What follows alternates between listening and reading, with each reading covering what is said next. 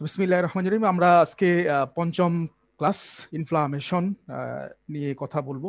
যথারীতি অনেকগুলো ক্লাস সেলের বিভিন্ন ধরনের পরিবর্তন কিংবা সেলের বিভিন্ন ধরনের অ্যাডাপ্টেশন, সেলের ইনজুরি বা সেলুলার রেসপন্সের কথা বলা আছে। সেল এত গুরুত্বপূর্ণ কেন? সেলটা দিয়ে আমাদের পুরো শরীরটা গঠিত। তো সেল হচ্ছে যে সে বাঁচতে চায়, সে প্রতিরক্ষামূলক ব্যবস্থা করতে চায়, এর মধ্যে অনেক ধরনের উপাদান আছে। তো ইনফ্লামেশন যদি আমি প্রথমে বলতে চাই যে আসলে ইনফ্লামেশনটা কেন দরকার, এটা কি ক্ষতিকর, এটা কি গুড অর ব্যাড? আসলে এটার উত্তর দুইটাই, এটা ভালো এবং খারাপ দুইটাই। আমাদের শরীরে বিভিন্নভাবে ডিফেন্স মেকানিজম ঘটে থাকে, এটা তো বলার অপেক্ষায় রাখে না। এখন অনেকগুলো ওয়ে আছে ডিফেন্স মেকানিজম। যেমন আমি একটা খাবার খেলাম, যে কোনো একটা খাবার খেলাম, সেটার মধ্যে হয়তো ভাইরাস ব্যাকটেরিয়া সেগুলো হয়তো থাকতে পারে, থাকাটা স্বাভাবিক। তো যার ফলে সেই খাবারটা যখন আমরা খাচ্ছি, এখানে HCl দিয়ে সেই খাবারটার মধ্যে যে ক্ষতিকর যে উপাদানগুলো ছিল, সেই উপাদানগুলো কিন্তু নষ্ট করে দিচ্ছে। This is A defence mechanism, one type of defence mechanism. So আরেকটা হতে পারে যে ইনফ্লামেশন। আমাদের সেল যখন বা সেল একটা সেল ইনফ্লামেশন হয় না, একটা টিস্যু ইনফ্লামেশন হয়। সে টিস্যু একটা প্রতিরক্ষামূলক ব্যবস্থা গ্রহণ করে, সেই ইনজুরিয়াস এজেন্ট যেগুলো আছে বা যেভাবে যেটা তাকে ক্ষতি করতে চাইছে সেটার বিরুদ্ধে সে একটা নিজস্ব এক্সপোজ তৈরি করে। তো সেটা হচ্ছে ইনফ্লামেশন। এটা একটা বডির প্রতিরক্ষামূলক একটা ঘটনা। ইনফ্লামেশন এটা আমাদের শরীরের জন্য ভালো। তবে ইনফ্লামেশনটা যদি সেটা ক্রনিকের দিকে চলে যায়, যখন আর বডির টিস্যু সেটা নিজেকে রেসপন্স করতে পারে না, এটা হচ্ছে খারাপ, যেটা ক্রনিক ইনফ্লামেশন আমরা বলি। এবং আরেকটা বড় রকমের যেটা এটা সব থেকে গুরুত্বপূর্ণ, সেটা হচ্ছে যে অ্যান্টিজেন অ্যান্টিবডি রিয়াকশন যেটা বলি, যে ইমিউনিটি যেটা পড়া, যে একটা শরীরে অ্যান্টিজেন আসবে এবং তার এগেনস্টে একটা অ্যান্টিবডি তৈরি হয়ে থাকবে, সেটা হচ্ছে আমাদের ডিফেন্স মেকানিজম। তো এটা হচ্ছে একটা ওয়াইড স্প্রেডের একটা ডিফেন্স মেকানিজম হিসেবে কাজ করে। তো আসলে ইনফ্লামেশনের মধ্যে কোন বিষয়গুলো আসলে ঘটে বা একটা ইনফ্লামেশন আসলে কিভাবে হয়, সেইগুলো একটু আমাদের এখন জানা উচিত। তো আজকে কয়েকটা বিষয়, ইনফ্লামেশন কি, এটার টাইপগুলো কি, এবং হচ্ছে যে ইনফ্লামেশনের ধরুন দুইটা ঘটনা আমাদের টিস্যুর মধ্যে ঘটে, সেটা হচ্ছে ট্রানজোডেশন এবং হচ্ছে এক্সোডেশন। তার মানে হচ্ছে ইনফ্লামেশনের একটা পরিণতি হচ্ছে এক্সোডেশন এবং ট্রানজোডেশন। তো এই বিষয়গুলো আমরা একটু ইলাবোরেটলি এখন হচ্ছে আমরা দেখব। তো এখানে একটা বিশাল লম্বা করে একটা সংজ্ঞা দেয়া আছে। তো আমরা এটা একটু ভেঙে ভেঙে পড়ি যাতে করে আমরা বুঝতে সুবিধা হয়। তাহলে inflammation is a response of the vascularize tissue to infection and tissue damage. আচ্ছা, এখানে অনেকগুলো বিষয় কিন্তু একসাথে চলে আসছে। তো আমি যদি suppose this is A tissue, হ্যাঁ, অনেকগুলো সেল নিয়ে একটা টিস্যু হচ্ছে। সেই টিস্যুটা কি হচ্ছে, এখন টিস্যুর মধ্যে দুইটা প্রকার আছে জেনারেল। হ্যাঁ, একটা হচ্ছে ভাস্কুলারাইজ টিস্যু আর একটা হচ্ছে অ্যাভাস্কুলারাইজ টিস্যু। আচ্ছা, তো এই ভাস্কুলারাইজ টিস্যু কি করছে, যে টিস্যুর বা যেগুলোর মধ্যে যে যেমন আমাদের একটা মাসেল, স্মুথ মাসেল টিস্যু বা মাসেল টিস্যু যেগুলো আছে, তো সেই টিস্যুগুলো কি করছে, বিভিন্ন ধরনের ব্লাড ভেসেল যেগুলো, অর্থাৎ আর্টারি, আর্টেরিওস, ভেইন, ভেনিওস যেগুলো হচ্ছে, সেগুলো বহন করছে, চারদিকে বহন করছে। So this is a vascularize tissue. আবার কিছু আছে যেমন বোনস আছে, বোনস, তো সেগুলোর মধ্যে সরাসরি এরকম ভাবে ব্লাড ভেসেল থাকে না, সেগুলো হয়তো শাখা প্রশাখা থেকে সে বিভিন্ন মাধ্যমে সেগুলো পুষ্টি সংগ্রহ করছে। আচ্ছা, তাহলে এখানে আমরা আবার চলে আসি যে ইনফ্লামেশন এখানে কি হচ্ছে। প্রথমত যে এই টিস্যুটা যখন বিভিন্নভাবে, এখন আমরা আরেকটু দেখে নিই যে একটা টিস্যু আসলে কিভাবে ইরিটেট হতে পারে, একটা টিস্যুকে আমরা কিভাবে হচ্ছে নষ্ট করতে পারি বা ড্যামেজ করতে পারি। সো এই বিষয়গুলো একটু জানি। একটা টিস্যুকে যদি আমি হিট দেই, গরম যদি দেই, হ্যাঁ, অথবা দেখা যাচ্ছে যে আমি যদি এখানে ঠান্ডা দেই, তাহলে এই টিস্যুটা ইরিটেট হবে বা নষ্ট হয়ে যাবে। তারপর যদি আমি এটাকে প্রেসার ক্রিয়েট করি, হ্যাঁ, এটা নষ্ট হয়ে যাবে, নষ্টর দিকে চলে যাবে বা ডিস্ট্রয় করা যাবে। তারপর এটাকে যদি আমি রেডিয়েশন দেই, তাহলে এটা নষ্ট হয়ে যাবে। তারপর এটাকে যদি আমি বিভিন্ন ধরনের মাইক্রোবস এজেন্ট যেগুলো আছে, মাইক্রোবস, ব্যাকটেরিয়া, ভাইরাস, ফানজাই, হেলপিনথেস যেগুলো আছে, সেটা দিয়ে যদি আমি এটাকে অ্যাটাক করি, তাহলে এই টিস্যুটা তখন নষ্ট হয়ে যাবে। আরও নষ্ট হয়ে যেতে পারে যে বিভিন্ন ধরনের ইমিউনোলজিক্যাল ফ্যাক্টর, যেটা অটো ইমিউনো ডিজিজ, সেটার মাধ্যমে আমাদের কি হতে পারে, যে নষ্ট হতে পারে। ইভেন আরো নর্মাল কথা যেটা, সেটা হচ্ছে যে ট্রমা, ট্রমা যেটা অর্থাৎ আঘাত করার কারণে সেটা হচ্ছে নষ্ট হয়ে যেতে পারে। আমাদের কি হয়, আমাদের শরীর যখন কোথাও কেটে যায়, কিংবা দেখা যাচ্ছে যে হাঁটতে যে কোথাও বাড়ি খেয়ে আমাদের হচ্ছে আঙ্গুলের নখটা পড়ে গেছে, তো সেই জায়গাগুলোতে আসলে কি হচ্ছে, সেই বিষয়গুলো আসলে আমাদের টিস্যুটা কিভাবে নিজেদেরকে তখন সামনে নিচ্ছে। তো this is a process, this is the concept of the inflammation. এখন ইনফ্লামেশন যদি হয় এটা কি শরীরের জন্য ভালো? প্রথম দিকে ইনফ্লামেশন যদি হয়, এটা দ্রুত যদি সেরে যায়, তাহলে এটা শরীরের জন্য ভালো। কারণ তখন বুঝতে হবে যে তার যা ভাস্কুলারাইজ টিস্যুর যে বিষয়গুলো আছে সেটা কাজ করতে পারছে, যেটাই আসছে। এখন সেটা কিভাবে কাজ করে, এটা একটা বিষয়। তাহলে আমাদের ইনফ্লামেশনে যদি বলি যে this is a simple definition কি, তাহলে this is a response of vascularize tissue. Vascular মানে বলেছি যেটা হচ্ছে ব্লাড ভেসেল, তারপরে হচ্ছে আর্টারি, ক্যাপিলারিজ বহন করে, সেটাকে ভাস্কুলারাইজ টিস্যু বলছি। সেটা কি করতেছে, যেমন ইনফেকশন, কোনো এজেন্ট যেগুলো আছে, কিংবা এই যে উপাদান ফ্যাক্টরগুলো যেটা বলা বলা আছে, যেমন হিট অ্যান্ড কোল্ড, মাইক্রোবস, কিংবা হচ্ছে রেডিয়েশন, প্রেশার, যেটা দিয়ে একটা টিস্যুকে ডিস্ট্রয় করা, সেটার বিরুদ্ধে সে কাজ করছে, রিসপন্স তৈরি করছে, এটাকে সে নিজেকে টিকিয়ে রাখার জন্য। Okay, this is a first keynote of the inflammation. এইটুকু হচ্ছে আমাদের বেসিক কনসেপ্ট। এখন পরের বিষয়টুকু যেটা বলা আছে যে আসলে এটা কিভাবে করছে, that brings cell and molecule of host defence. আচ্ছা, তাহলে সেটা দুইটা ভাবে করছি, একটা হচ্ছে সেল এবং মলিকুল দিয়ে এই বিষয়টা আসলে করছি। ওকে, ঠিক আছে। তাহলে এখন কি কি সেল সেটা আমরা এখানে একটা বুঝি। তাহলে মোট কথা হচ্ছে যে আমাদের ডিফেন্স মেকানিজমের জন্য আমাদের যে ব্লাড যে গুলো আছে, রক্তকণিকা যেগুলো আছে, তো সেটার মধ্যে ডব্লিউবিসি যেটা আছে, সেই বিষয়গুলো আমাদের হচ্ছে এখানে সেল হিসেবে আমাদের কাজ করছে। তো এই ডাব্লিউবিসির মধ্যে বিভিন্ন কম্পোনেন্ট গুলো আছে, এই কম্পোনেন্ট গুলো আমি একজনকে জিজ্ঞেস করতে চাই। কম্পোনেন্ট, ডব্লিউবিসি কম্পোনেন্ট গুলো বলেন, একজন বলেন ডব্লিউবিসির কম্পোনেন্ট গুলো কি কি আছে। জেরিন বলেন, ডব্লিউবিসির কম্পোনেন্ট কি কি কি উপাদান নিয়ে ডব্লিউবিসি গঠিত, বা সেলগুলো কি কি WBC? Neutrophil, eosinophil, basophil, monocyte, আরেকটা leukocyte. Neutrophil, eosinophil, neutrophil, eosinophil, হ্যাঁ বেসোফিল, পরে মনোসাইট, হ্যাঁ মনোসাইট, আরেকটা হচ্ছে লিম্ফোসাইট। লিম্ফোসাইট। আচ্ছা আচ্ছা, নো কনফিউশন, এখানে কনফিউশন থাকার কথা না। আচ্ছা, তাহলে ইনফ্লামেশন, হ্যাঁ ইনফ্লামেশনের পিছনে আমাদের কি করছে, সেলটা কাজ করছে। এই যে আমাদের একটা টিস্যু, এই টিস্যুটা কি করছে, সে তখন এই সেলের সাহায্য নিচ্ছে। কোন সেল স্পেসিফিক যদি বলতে চাই, এখানে সবগুলো সেল কি নিচ্ছে? সবগুলো সেল কিন্তু সে সেভাবে নিচ্ছে না। না। সে নিচ্ছে নিউট্রোফিল এবং হচ্ছে ম্যাক্রোফেজ, এই দুইটাকে নিচ্ছে সে। এই নিউট্রোফিলের পরিমাণটা কিন্তু আমাদের সব থেকে বেশি থাকে ডব্লিউবিসির মধ্যে, এবং তারপরে হচ্ছে অন্য অন্য উপাদানগুলো থাকে, এবং আরেকটা যেটা হচ্ছে ম্যাক্রোফেজ এই জিনিসটা করে। তো ম্যাক্রোফেজ সেটা ফ্যাগোসাইটের একটা প্রক্রিয়া করে, সেটা আরেক দিকের কথা ফ্যাগোসাইট, কিন্তু ইনফ্লামেশনের ক্ষেত্রে আমরা এই সেলের কথা বলি।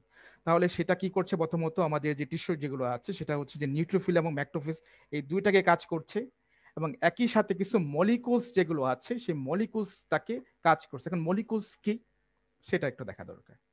আচ্ছা, তাহলে প্রথমত একটা যে কোনো ধরনের একটা, যেমন টিস্যু বলি, টিস্যুর মধ্যে দুইটা টাইপ থাকে, একটা হচ্ছে প্যারেনকাইমাল সেল, আর একটা হচ্ছে স্ট্রোমাল সেল। এই নামগুলো কি আমরা শুনছি, যে প্যারেনকাইমাল এবং স্ট্রোমাল, এগুলো কি নাম আমাদের মনে আছে কিছুটা? প্যারেনকাইমাল কিংবা স্ট্রোমাল, যে টিস্যুর মধ্যে দুইটা টাইপ থাকে। আচ্ছা, প্যারেনকাইমাল জি জিনিসটা ভাই, কি? কিছুটা মনে আছে। আচ্ছা, তাহলে প্যারেনকাইমালটা কি? প্যারেনকাইমালটা হচ্ছে আমাদের একটা ইউনিক সেল। ইউনিক, ইউনিক মানে কি, যে সেলটা ওই জায়গাটা ছাড়া আমাদের অন্য কোথাও নেই। যেমন হতে পারে যেমন যদি এক্সাম্পল দিতে চাই, যেমন ব্রেন, তো ব্রেনের মধ্যে কিন্তু আমাদের একটা একটা স্পেশালাইজড একটা ইউনিক সেল আছে, যেটাকে আমরা বলতেছি নিউরন। নিউরন, নার্ভ সেল যেটা, এটা কিন্তু হার্টে নেই, এই নিউরন কিন্তু হার্টে নেই, লাঙ্গে কিন্তু নেই। আবার যদি লিভারের কথা আসি, লিভারে কিন্তু নিউরন নেই, সেখানে কিন্তু কি আছে, সেখানে কিন্তু হ্যাপাটিক সেল আছে। Hepatic cell, hepatic cell. তারপরে যদি বলতে চাই যে সহজ সহজ কথাই বলি, যেমন কিডনির কথা বলি, সেখানে কি আছে, সেখানে স্পেসিফিক সেল হচ্ছে নেফ্রন। কিংবা স্কিনের কথা যদি বলি, সেখানে আছে হচ্ছে যে এপিডার্মাল সেল আছে। তো সেইটাগুলো, এগুলো হচ্ছে ইউনিক সেল। এই বিষয়টা হচ্ছে ইউনিক সেল বলা হচ্ছে, কারণ হচ্ছে যে এগুলো এই পার্টিকুলার লোকেশন ছাড়া অন্য কোথাও নেই। This is call parenchymal cell, unicellular, মানে ইউনিক সেল। সরি, ইউনিসেলুলার না, এটা হচ্ছে ইউনিক সেল। তাহলে আমরা কি এই জিনিসটা কনসেপ্টটা ক্লিয়ার হয়ে গেলাম, যে একটা টিস্যুর হচ্ছে দুইটা রকমের সেল থাকে, একটা হচ্ছে প্যারেনকাইমাল আর একটা হচ্ছে স্ট্রোমাল। স্ট্রোমালটা বলি, প্যারেনকাইমালটা clear? Am I clear in the parenchymal tissue? Parenchymal cell জি ভাই ক্লিয়ার। থাকে parenchymal tissue. Okay, this is the basic concept. এটা না জানলে হচ্ছে ইনফ্লামেশনটা বোঝা যাবে না যে প্যারেনকাইমাল এবং স্ট্রোমাল। ঠিক আছে, তাহলে আমরা পরবর্তী দেখি। এখন আরেকটা যেটা ছিল সেটা হচ্ছে স্ট্রোমাল। স্ট্রোমাল স্ট্রোমাল সেল যে কোনো ধরনের এপিথেলিয়ামে থাকতে পারে, লাঙে থাকতে পারে, যে কোনো ধরনের টিস্যুতেই স্ট্রোমাল সেল থাকতে পারে। আচ্ছা, কি জিনিসটা সেটা একটু ব্যাখ্যা করে দিই। স্ট্রোমাল সেল আসলে জিনিসটা কি? আচ্ছা, স্ট্রোমাল সেল আমাদের যখন এখানে suppose this is A tissue, তো এখানে যখন একটা ব্যাকটেরিয়া অথবা দেখা যাচ্ছে যে কোনো একটা অর্গানিজম যখন আসছে, এটাকে অ্যাটাক করার চেষ্টা করছে, তখন এটার বাইরে থেকে একটা জিনিস কিন্তু রিলিজ করছে, অ্যান্ডোটক্সিন রিলিজ করছে। টক্সিন, আমি suppose this is example, toxin release করছি। টক্সিন রিলিজ করার পরে সেটা কি করছে? সেটা দুইটা টিস্যুকে কিন্তু ক্ষতিগ্রস্ত করছে। আমাদের যে অ্যান্ডোটক্সিনটা, একটা হচ্ছে প্যারেনকাইমাল যেটা আগে বলে আসছি, এবং একই সাথে হচ্ছে স্ট্রোমাল, এই দুইটাকেই ক্ষতিগ্রস্ত করছে। তো ক্ষতিগ্রস্ত করার ফলে যেটা করছে যে স্ট্রোমা, এখন আরেকটা কাজ জেনে রাখি যে প্রথমত পড়ে আসছি যে প্যারেনকাইমাল টিস্যু, তারপর হচ্ছে স্ট্রোমাল টিস্যু। এটা হচ্ছে ইউনিক টিস্যু বা ইউনিক সেল, যেটাকে বলছি যে প্রত্যেকটার জন্য, ব্রেনের জন্য, লিভারের জন্য, কিডনির জন্য, হচ্ছে স্কিনের জন্য আলাদা আলাদা থাকে। এখন এটাকে সাপোর্ট দেওয়ার জন্য স্ট্রোমাল সেলটা কাজ করে, এটাকে সাপোর্ট করছে, এটাকে হেল্প করছে বাঁচিয়ে রাখার জন্য। This is stromal function. আচ্ছা, তো কিভাবে বাঁচিয়ে রাখছি এটা এখন হচ্ছে আমাদের বোঝার বিষয়। ওকে, তাহলে স্ট্রোমাল সেলটা, এটা আমাদের কিভাবে কি করছে? এটা বিভিন্ন ধরনের কেমিক্যাল মেডিয়েটর তৈরি করছে। এই যে কেমিক্যাল মেডিয়েটর যেগুলো আছে, যেটা বাঁচার জন্য তৈরি করছি, তো প্রথমত যেটা তৈরি করছে, প্রথমেই কেমিক্যাল মেডিয়েটর তৈরি হচ্ছে না, প্রথম তৈরি হচ্ছে মাস্ট সেল। মাস্ট সেল, ওকে, আমরা এটা নাম বোধহয় শুনেছি, মাস্ট সেল। আচ্ছা, তো মাস্ট সেল তৈরি করছে, এই হচ্ছে স্ট্রোমাল সেল। শুধু মাস্ট সেলই সে তৈরি করছে না, একই সাথে সে তৈরি করছে প্রোস্টাগ্ল্যান্ডিন।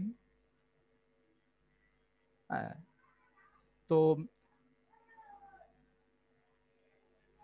এসবের মাধ্যমে কি করছে, এই মাস্ট সেল এবং হচ্ছে প্রোস্টাগ্ল্যান্ডিনের মাধ্যমে সে ওই প্রতিরক্ষার বিরুদ্ধে কাজ করছে। Okay, if I draw a picture যে কিভাবে কাজ করছে। সো এটা হচ্ছে, আমি বড় করে ধরে নেই, এটা হচ্ছে একটা টিস্যু। তো টিস্যুর মধ্যে এখানে আমি যদি আর্টারি আঁকি, আর্টারি, সেখান থেকে আর্টারি থেকে যেটা বের হয়ে যাচ্ছে যে নালিকা, জাল, যেটা হচ্ছে আর্টারিওস। হ্যাঁ, এবং তারপরে হচ্ছে ভেনিওস থেকে ভেন। আচ্ছা,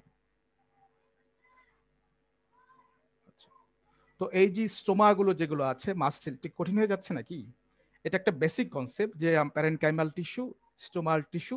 প্যারেনকাইমা হচ্ছে ইউনিক টিস্যু, স্টোমা হচ্ছে যে সেখানে বিভিন্ন ধরনের মাস্ট সেল তৈরি করছে, প্রোস্টাগ্ল্যান্ডিন তৈরি করছে, যেগুলোকে আমরা কেমিক্যাল মেডিয়েটর বলি, নাইট্রিক অক্সাইড তৈরি করছে। কে তৈরি করছে? সে মাস্ট সেল তৈরি করছে। কোত্থেকে তৈরি করছে? স্টোমাল সেল থেকে তৈরি করছে। কেন তৈরি করছে? সে নিজেকে ডিফেন্স করার জন্য তৈরি করছে। এই যে বলে আসছি ডেফিনেশনে, that brings cell and molecule of host defence, সে নিজেকে রক্ষা করার জন্য সে এই বিষয়গুলোকে ইউজ করছে। শুধু কিন্তু সেল ইউজ করছে না, একই সাথে বিভিন্ন ধরনের কেমিক্যাল মেডিয়েটর গুলো তৈরি করছে, যেটিকে আমরা মলিকুল বলতেছি। তার মানে কি, এই যে হচ্ছে প্রোস্টাগ্ল্যান্ডিন, এটা এক ধরনের মলিকুল। ওকে, না এটুকু কি ক্লিয়ার হয়েছে? বলেন যে প্রোস্টাগ্ল্যান্ডিন, এটা কি বুঝতে পারলেন? সাইটোকাইনেস, হিস্টামিন। আচ্ছা, আরেকটা বিষয় জানি যে আমরা শুধুমাত্র এখানে মাস্ট সেল থেকে প্রোস্টাগ্ল্যান্ডিন হয় না, তার সাথে হিস্টামিন হয়, এটাও একটা কেমিক্যাল মেডিয়েটর। আমরা কি জানি যে হাঁচি কাশি হয় তখন কি হয়, আমাদের বলে যে হিস্টামিন শরীরের মধ্যে, ব্লাডের মধ্যে বেড়ে গেছে। কোত্থেকে বেড়ে গেছে? সে মাস্ট সেল থেকে বেড়ে গেছে। তখন অ্যান্টি হিস্টামিন ওষুধ দেওয়া হচ্ছে, সেটা কি কমার জন্য, রিডিউস করার জন্য, সেটাকে কমিয়ে রাখার জন্য তৈরি করছি। কিংবা আমাদের যখন আরো ভিন্ন রকম এক্সাম্পল যদি দিতে চাই, যে আমাদের স্টোমাকের মধ্যে যখন অ্যাসিডিটি বেড়ে গেছে, তখন অ্যান্টি অ্যাসিডিক কোনো ওষুধ দেওয়া হচ্ছে, অ্যান্টি ইনফ্লামেটরি কোনো ওষুধ দেওয়া হচ্ছে। দেখা যাচ্ছে যে বিভিন্ন ধরনের যে গ্যাস্ট্রিকের যে ওষুধগুলো আছে, স্যাক্লোলোসেকটিল, সেগুলো দেওয়া হচ্ছে। সো মাস্ট সেলগুলো যেটা স্টোমাল সেল থেকে তৈরি হয়েছে, সেই বিষয়গুলো হচ্ছে তৈরি করছে। আচ্ছা, এই বিষয়গুলো কেন দরকার একটু ডিপলি, কারণ আমরা যখন ইমিউনিটিতে যাব, ইমিউনোলজিতে, তখন এই মাস্ট সেলের কথাটা অবশ্যই আসবে। ইমিউনোলজি পড়তে চাইলে সেখানে টি সেল, বি সেল, যেটা লাগে টি লিম্ফোসাইট, বি লিম্ফোসাইট। হ্যাঁ, এটার মধ্যে আবার এখানে বিভিন্ন ধরনের হিউমোরাল সেল আছে, অ্যান্টিবডি রিয়াকশন। এটা হচ্ছে আমাদের একটা প্রাইমারি কনসেপশন। এটা হচ্ছে যদি বুঝতে পারি তাহলে ফাংশনটা বুঝতে পারবো যে আসলে ভিতরেরটা কি হচ্ছে। ওকে, তাহলে আমি আবার একটু সামারি করে ফেলি যে ইনফ্লামেশনটা হচ্ছে রেসপন্স করছে কিসের বিরুদ্ধে, ইনফেকশন এবং হচ্ছে টিস্যু ড্যামেজের বিরুদ্ধে করছে। কি দিয়ে করছে? সেল দিয়ে করছে এবং মলিকুল দিয়ে করছে। সেল কি? নিউট্রোফিল এবং হচ্ছে মনোসাইট স্পেশালি। এবং এই মলিকুলস গুলো কি কি, যেটা মার্স সেল থেকে তৈরি হচ্ছে, একটা হচ্ছে হিস্টামিন, প্রোস্টাগ্ল্যান্ডিন, হ্যাঁ হিস্টামিন, তারপর হচ্ছে প্রোস্টাগ্ল্যান্ডিন, সাইটোকাইনেস, এগুলো হচ্ছে সব ধরনের কেমিক্যাল, কিংবা নাইট্রাস অক্সাইড, হ্যাঁ নাইট্রিক অক্সাইড, সংকেতটা মনে হয় ভুল হয়ে গেছে, এটা মনে হয় নাইট্রাস হয়ে গেছে, লাফিং গ্যাস হয়ে গেছে, নাইট্রাস অক্সাইড অ্যান্ড O2 সম্ভবত, সরি আই এম ভুলে গেছি এটার সংকেতটা কি হবে। আচ্ছা, so nitric oxide, okay. So এগুলো হচ্ছে, আবার বলি, histamine, prostaglandin, cytokines, nitric oxide, this all are the chemical mediator. Chemical মিডিয়েটরগুলো কখন তৈরি হবে? যখন আমাদের শরীরটাকে, শরীরের মধ্যে কোনো একটা টিস্যুকে যখন কোনোভাবে ক্ষতিগ্রস্ত হবে। অনেক কারণে ক্ষতিগ্রস্ত হতে পারে, সেটা তো বলেই আসছি, যে রেডিয়েশন হতে পারে, ইনজুরি হতে পারে, হিট হতে পারে, মাইক্রো অর্গানিজম হতে পারে, সেটার মাধ্যমে। আচ্ছা, তো তার ফলে কি হচ্ছে? এই যে ছবিটা আঁকলাম, কেন আঁকলাম? যে এই যে ব্লাড আর্টারি যেটা আছে, এটা আর্টারি, আর্টারি যেটা রক্ত পরিবহন করছে, আর্টারি। সো আর্টারি থেকে সে কি করছে, তার যে এই উপাদানগুলো, অর্থাৎ ডাব্লিউবিসির উপাদানগুলো, কিংবা আমাদের রক্তের মধ্য দিয়ে তো সবগুলো রক্তকণিকা, ব্লাড সেলগুলি প্রবাহিত হচ্ছে, সেখানে সবগুলোই আসছে। তো তখন সে সেই জায়গার যে টিস্যুগুলো আছে, যেখানে ইনজুরি হয়েছে, হতে পারে দেখা যাচ্ছে আমার পায়ে আঘাত লেগেছে, হাতে আঙ্গুলের নখ পড়ে গেছে, কিংবা দেখা যাচ্ছে যে রান্না করতে যে ভাতের মার হচ্ছে হাতের মধ্যে পড়ে গেছে, তাহলে সেই জায়গার মধ্যে তখন এই মানে সেই জায়গার যে টিস্যুগুলো আছে তার আশেপাশের আর্টারি থেকে তখন সেই উপাদানগুলো নেওয়ার চেষ্টা করবে। সেটাই বলা হচ্ছে from the circulation of the site where they need it, যেখানে দরকার, যে জায়গাটায় দরকার, সেখান থেকে তার উপাদানগুলো সে নিয়ে যাবে। কেন নিয়ে যাবে? সে যে অফেন্ডিং, তাকে যেটা পীড়া দিচ্ছে, তাকে যেটা ক্ষতি করছে, সেটার বিরুদ্ধে সে তাকে বের করে দেওয়ার জন্য শরীর থেকে। সো এটাই হচ্ছে ইনফ্লামেশন, দিস ইজ ইনফ্লামেশন। এটাই হচ্ছে the basic concept of inflammation. আবার আমি একটু যদি সামারি করে দেই, যে আসলে এখান থেকে কয়েকটা জিনিস মনে রাখতে হবে। একটা হচ্ছে যে ভাস্কুলারাস টিস্যু। ভাস্কুলারাস টিস্যু জিনিসটা কি? যে টিস্যুগুলো হচ্ছে আর্টারি, তারপর হচ্ছে ভেইন, ক্যাপিলারিস বহন করছে, সেটাকে আমরা ভাস্কুলারাস টিস্যু বলি। যেমন মাস্কুলার টিস্যু, এটা একটা ভাস্কুলারাস টিস্যু, এরকম। তারপরে হচ্ছে সে ব্রিং কি নিয়ে আসছে, সেল নিয়ে আসছে এবং হচ্ছে মলিকুল নিয়ে আসছে। সেল বলতে এখানে ডব্লিউবিসি থেকে বোঝানো হচ্ছে, ডব্লিউবিসির ভিতরে স্পেসিফিক নিউট্রোফিল এবং ম্যাক্রোফেজকে বোঝানো হচ্ছে। এবং মলিকুল বলতে আমরা বলতেছি যে মাস সেল যেগুলো স্টোমাল থেকে তৈরি হয়েছে, সেইগুলো থেকে বিভিন্ন ধরনের কেমিক্যাল মিডিয়েটর তৈরি হচ্ছে, যেমন হিস্টামিন, প্রোস্টাগ্ল্যান্ডিন, সাইটোকাইনেস, এগুলো হচ্ছে তৈরি হচ্ছে। সাইড থেকে আমাদের যে সার্কুলেটরি সিস্টেম, ব্লাডগুলো আছে, ব্লাড আর্টারি বা ক্যাপিলারি, সেখান থেকে এই উপাদানগুলো নিয়ে তার যেখানে দরকার হচ্ছে সেখান থেকে সে ইলিমিনেট করে দিচ্ছে, বের করে দিচ্ছে এই এজেন্টগুলোকে, ইনফেকশাস এজেন্ট অথবা যে বিষয়গুলো যেটাই তাকে প্রভাবক হিসেবে কাজ করছে। ওকে, সো একটু সময় নিয়ে এটাই করলাম, এটা একটু বোঝা দরকার স্পেসিফিক ভাবে এই ইনফ্লামেশনটা। এটাই হচ্ছে basic concept of the inflammation. এটা বুঝলে আমরা ভিতরে বিষয়গুলো খুব সহজে বুঝে যাব। ওকে, তাহলে এটা দুইভাবে হতে পারে। এতক্ষণ যেটা কথা বললাম সেটা হচ্ছে এক্সটার্নালে কথা বললাম, যে একটা বাইরে থেকে আঘাত করলে যেটা হতে পারে। ইন্টারনাল কি হতে পারে? ইন্টারনালও হতে পারে। এক্সটার্নাল থেকে বরং ইন্টারনালটাই বেশি ক্ষতিকর, কারণ এটা আমরা দেখতে পাচ্ছি না। যেমন কি হতে পারে? যেমন ধরি যে রিউমেটিক আর্থাইটিস হতে পারে, দুইটা বোনস, যেটা দুইটা মাঝখানে এখানে কি হতে পারে, সাইনোভিয়াল ফ্লুইড থাকে, তো সেই জায়গায় প্রদাহ হতে পারে জয়েন্টের মাঝখানে, যেটা আমরা গাউট বলি যদি ছোট ছোট আঙ্গুলে হয়। আর বড় লং বোনস গুলোতে হলে আমরা সেটাকে আর্থাইটিস বলতেছি, প্রদাহ হচ্ছে। তাহলে এটা হচ্ছে এক ধরনের ইনফ্লামেশন তৈরি করছে। এটা কি ভালো? এটা ভালো না, এটা শরীরের জন্য খারাপ। এটা এই যে ইন্টারনাল যেগুলো হচ্ছে খারাপ। কিংবা দেখা যাচ্ছে যে লিভার যে সেলগুলো আছে, হ্যাঁ হেপাটোসাইড আছে, সেগুলোর মধ্যে দেখা যাচ্ছে যে ইনফ্লামেশন হয়ে গেছে, সেটা শ্রিঙ্কেজ হয়ে গেছে, অ্যাট্রোপি হয়ে গেছে, সিরোসিস হয়ে গেছে। এটা হচ্ছে ইন্টারনাল ইনফ্লামেশন একটা উদাহরণ। ওকে, এরকম ভাবে আরো হতে পারে। যেমন হতে পারে ব্রঙ্কাইটিস হতে পারে। যে ব্রঙ্কাইটিস কি, সেখানে প্রদাহ হইতেছে, ব্রঙ্কাইটিস।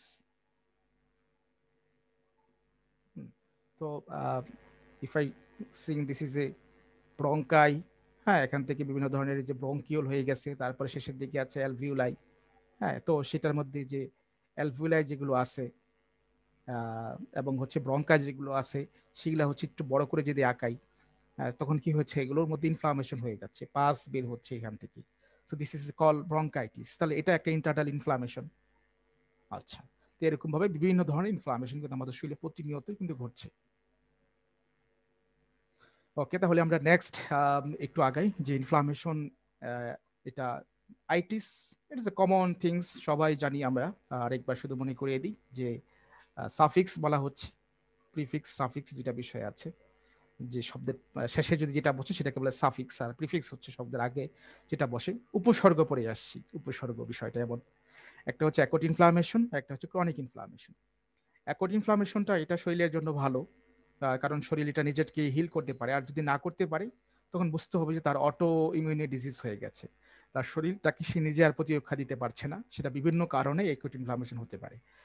তবে ক্রনিক ইনফ্লামেশনটাই হচ্ছে সব থেকে খারাপ হচ্ছে, যে যেমন একটু আগে বলে আসছি, যেমন ব্রঙ্কাইটিস, তারপরে হচ্ছে লিভার সিরোসিস, তারপর হচ্ছে গ্লোমেরুলোনেফ্রাইটিস, হ্যাঁ নেফ্রন যেটা আছে, গ্লোমেরুলাস যে মেমব্রেন গুলো আছে কিডনির নেফ্রনে, সেগুলো হচ্ছে প্রদাহ হচ্ছে, হ্যাঁ গ্লোমেরুলোনেফ্রাইটিস, এগুলো হচ্ছে ক্রনিক ইনফ্লামেশন হচ্ছে।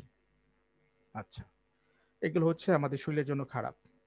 তো নেক্সট আমরা সামনের দিকে একটু যাই, যে তাহলে অ্যাকুট ইনফ্লামেশন জিনিসটা কি। দিস ইজ ভেরি সিম্পল, যে র্যাপিড লোকাল রেসপন্স হয়ে যাবে। যে এই মুহূর্তে দেখা যাচ্ছে যে আমি ঘরে দরজা খুলতে যে হয়তো ওখানে একটু লোহার এটা একটু ধারালো ছিল, আমার হচ্ছে এখানে হাত লেগে কেটে গেছে। কিংবা দেখা যাচ্ছে যে বাস থেকে নামতে যে বা উঠতে যে সেখানে একটা বাড়ি খেয়ে আমার পাটা হচ্ছে ফুলে গেছে। This is A acute inflammation, the rapid local response.